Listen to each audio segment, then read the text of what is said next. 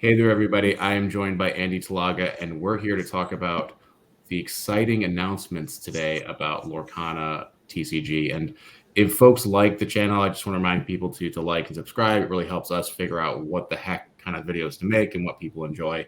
But we had some big announcements on this random Tuesday from Ravensburger, and my first reaction is this stuff looks great. I'm super happy with how visually everything looks, and I'm kind of excited to hear Andy's thoughts.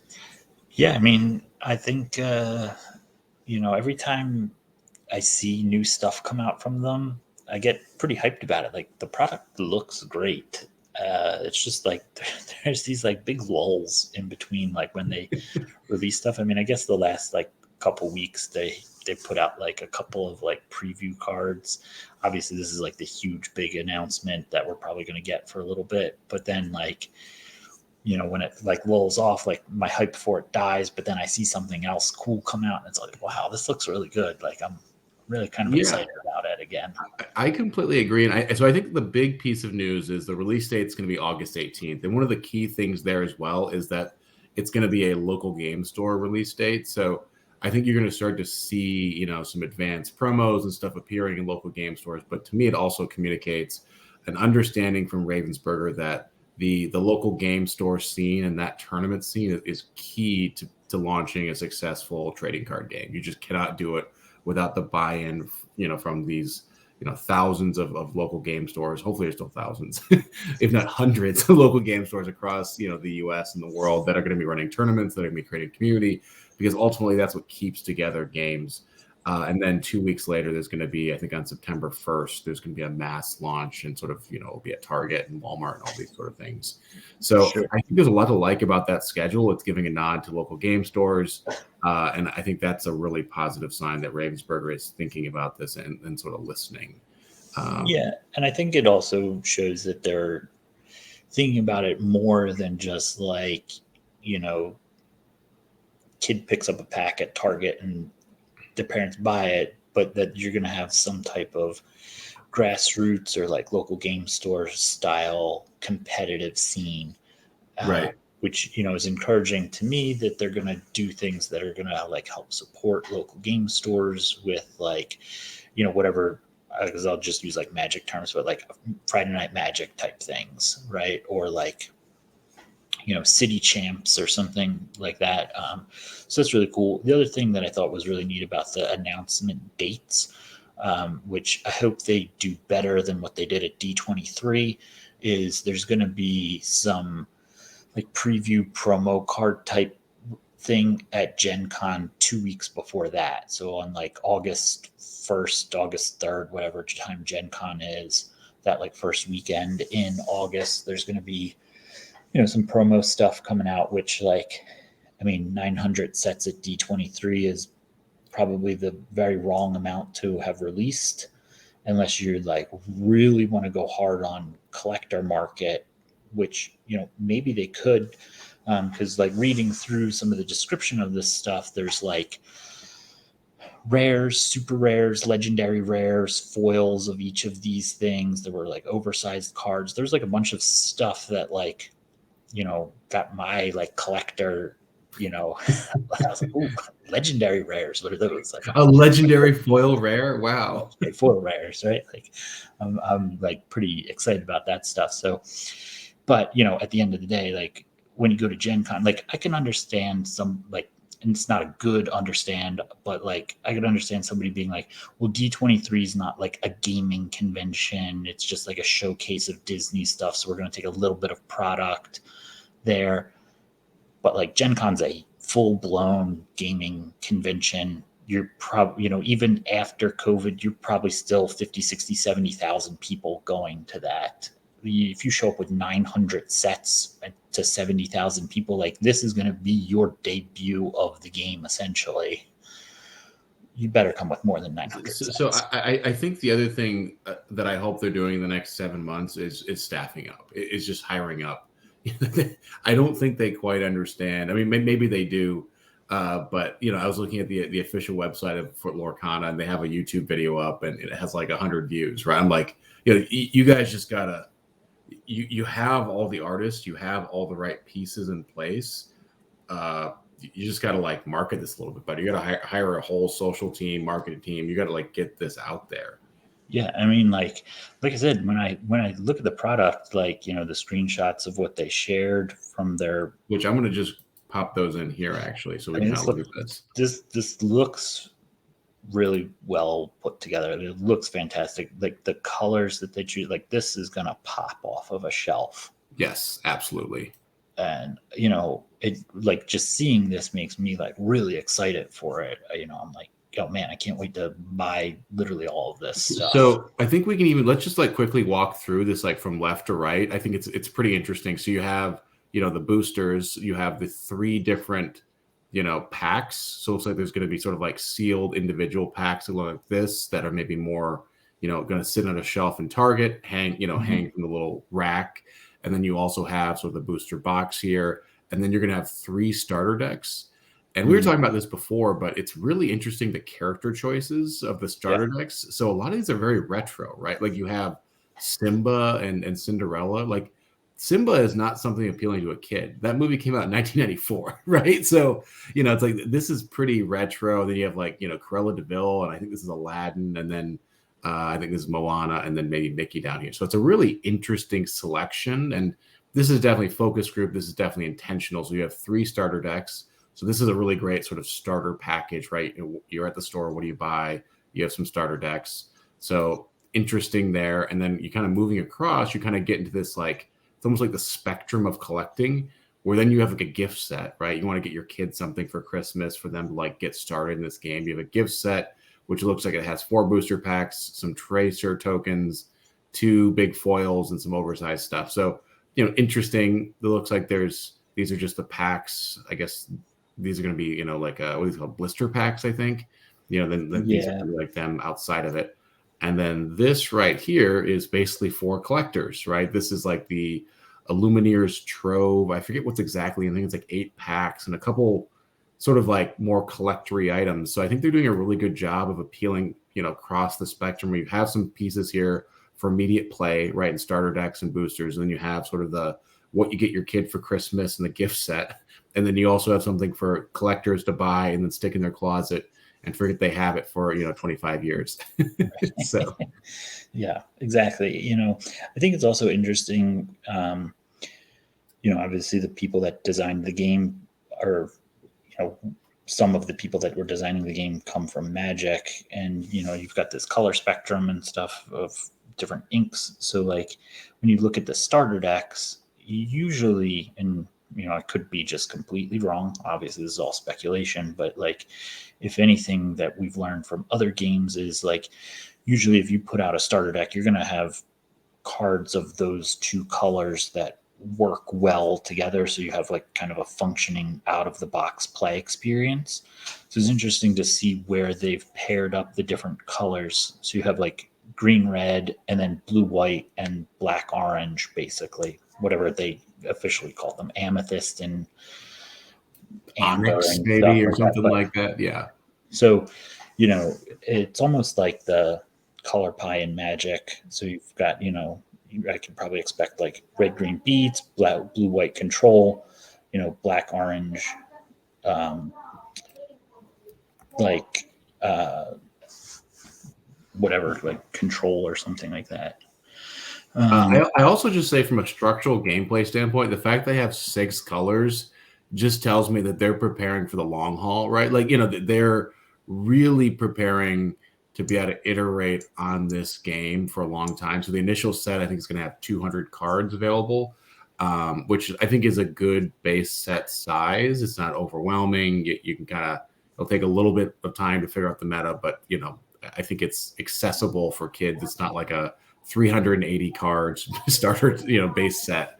The other couple things to note that I just wanted to hit on, it's, in the article that came out from IGN, they basically said that they're going to try to do 4 sets a year, which I think is a little aggressive. I think I would prefer three sets, one every 4 months versus one every 3 months. I think 4 sets, you start getting into a little bit of, trying to squeeze the money out. I mean, that's just, what an article said, but we'll see what that actually looks like. But like I said, 4 sets I think can be quite aggressive and exhausting. Yeah, I mean, it seems like they probably have, a bunch of things slated. You've got a set coming out in September. If you're doing 4 sets in a year, that's, one every 3 months. So you'd have another set that's going to probably be releasing right around Christmas or, January. And then you're looking for a spring, a summer, a fall kind of release. Um, so it's pretty aggressive, but I think that they would probably have at least like the first 4 sets probably already planned out, ready to go. Maybe a tweak here or there based on like the first initial impressions. Like if something really broken gets released or something in the first set, they can kind of tweak some stuff in a set that doesn't come out till the summer or something to help No, fix that's it. a really good point. I think that that is going to happen. If there's going to be broken cards that people are gonna, manipulate and figure out pretty quickly. That's just sort of the way these things work. One of the things I want to ask you, Andy, is how much do you think a booster pack is going to cost? Yeah. We'll make this a little bet. Whoever gets closer, will buy the gift box or something for the Right. depending on how much the gift box costs. So I would say booster pack's probably going to be $5.99 off the shelf. That would be any of the hang tag blister packs or the actual booster box packs. Probably $5.99 a pack. I'd say starter decks are $11.99 or $12.99. Your gift set is going to be probably $39.99, and that treasure trove is probably $69.99. You stole all the good price guesses here. So you asked me to go first. Yeah, I think I might go a little lower with $4.99 with the packs to try to just, and then I'll go a little higher with the starter decks at maybe $15.99 for starter decks, and then I think you absolutely hit the nail. The gift set's going to be $40 or $45, and then the collecting thing will maybe be 60 to 70. I'm just giving ranges because you got the best numbers already. Sure. Yeah, I mean, I think there's definitely a lot to like on all of this stuff. I think one of the observations that I kind of noticed that maybe I shared with you initially was, and you touched on it a little bit, is like the character selection of this. And like obviously if you're going to put out a Disney product, like you have to have Mickey Mouse. If you don't have Mickey Mouse on a Disney product, you probably should not be in charge of the Disney IP. But like there's not really like the classic 6. I don't remember. There's like an official Disney name for them, but it's like Mickey, Donald, Goofy, Minnie, Daisy, Pluto, right? And like like when I watch Disney stuff with my son who's into it on like Disney Plus, right? Like Mickey Mouse Clubhouse or Mickey Mouse Roadster Racers or stuff like that.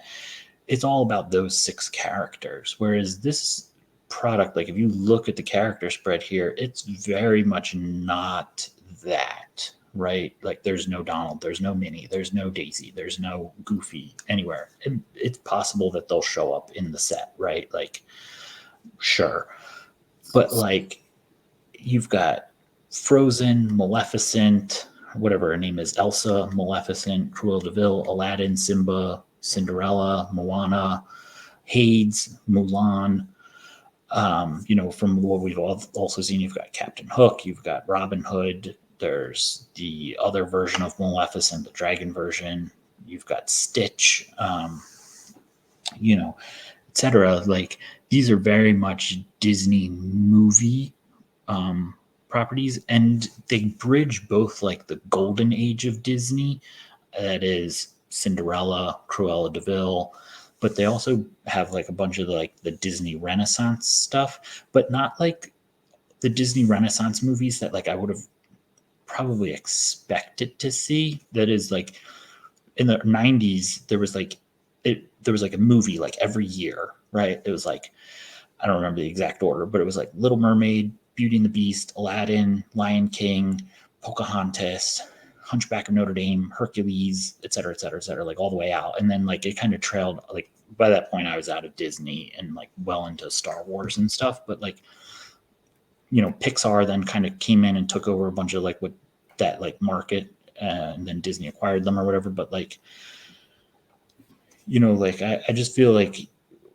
if you're looking at this, like maybe the characters are chosen based on like a focus group of like what people like immediately recognize, but like Hades is not a character that I would have immediately recognized, right? I probably would have recognized like Beast from Beauty and the Beast, but maybe that's just my age. So I don't like. Well, it's interesting. So a couple just quick reactions. It's also interesting that the sort of choice with like, you know, choosing villains to display, right? Like you have some like pretty big like Ursula, right? Cruella de Vil. Like it's notably not the Dalmatians. It's not Purdy or, you know, whatever. Like it's these like darker characters, which tells me that, you know, that they're trying to appeal to a bit of a broader audience, right? Especially with the choices here. This is supposed to be something that is on a shelf. A little kid might grab it, but also a curious adult who's in their mid-30s is like, huh, what's Or a this? grandparent. Like, yeah, it has like a Mickey on the front. Like I'm curious, or it has Cruella de Vil on it. Like maybe I'll buy this, you know, on an impulse. You know, last thing I just want to speculate on here. This just reminds me how broad the Disney IP is, and they're also obviously showing a willingness to, you know, showcase it, right? They're not just doing the classics. They're really like, you know, tapping into even some of the new IPs they have. So I'm wondering, you know, is there a Star Wars, you know, like I think it's easy to forget that Disney owns Star Wars. Maybe not for some people, but I think you're gonna Star Wars, Marvel, all that stuff's probably far off in the future, to be honest with you. I think like so this is, you know, there's an 8+ rating on this. So they're probably, while 8 years old is going to be probably the low end, I think Magic targets like 12 plus. So this is probably a little bit of a more simpler game than that. And I think that if you kind of go for that, you're going to have those kids connected in with your like classic Disney stuff, like the non Marvel, DC, Fox films, etc. type stuff, at least to start. I mean, I would love a Roger Rabbit card right here. Please sign me up for Roger Rabbit. But like, I think like there's so much in the Disney IP that like, I mean, I forgot Hercules was even a thing until I saw Hades, right? great movie. Great movie. Just throw that out there. Great movie. I mean, they don't have like a lot of the stuff that I like I said, that I would have expected to see. Beauty and the Beast, Little Mermaid, Snow White and the Seven Dwarves, you know, all that kind of stuff. I'm sure there's going to be a Fantasia Mickey where he's doing the brooms thing, and you know, you still have the classic Disney characters. You've still got like a bunch of stuff that you can pull on before you even get to, you know, anything that's like a Star Wars stuff. Yeah, You know, there's no shortage of potential here in the future. So I think this is a good kind of point to wrap it up. And this is an exciting update. And like once again, it's just I wish Ravensburger wouldn't hide this. You know, it's like an IGN article that I found. You know, I wish there was a little bit better of a way of sort of trumpeting out this really exciting news. But you know, I think this is a work in progress. So you know, Andy, thanks for joining me. Everybody, Sure. thanks for kind of tuning in here. And I think we'll probably have a part 2 here. You know, coming Hopefully soon. up. All right. Well, thanks everybody, and we'll see you next time. Thanks. Bye.